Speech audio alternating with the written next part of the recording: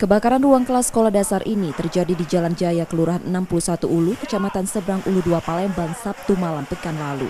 Keterangan warga sekitar menyebutkan api pertama kali muncul dari rumah penjaga sekolah yang sedang ditinggal pergi pemiliknya. Karena bangunan terbuat dari bahan yang mudah terbakar, api kemudian cepat merambat ke kantin sekolah dan bangunan sekolah lainnya. Warga berusaha memadamkan api dengan alat seadanya, namun asap dan api yang besar menyulitkan upaya warga. Api baru dapat dipadamkan 1 jam kemudian setelah 5 unit mobil pemadam kebakaran diturunkan ke lokasi kejadian.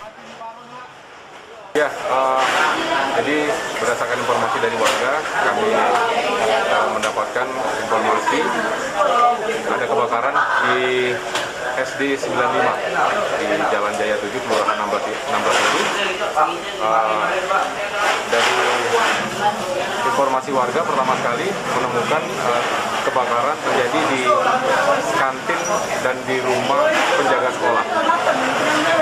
Itu dugaan sementara apa Bang? Untuk asal api ini? Untuk dugaan sementara, karena mengingat sekolah kosong dan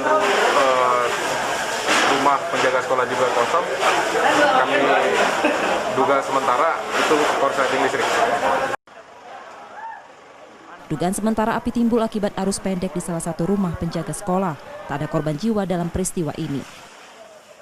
Yudi Kiswanto, Kompas TV Palembang, Sumatera Selatan.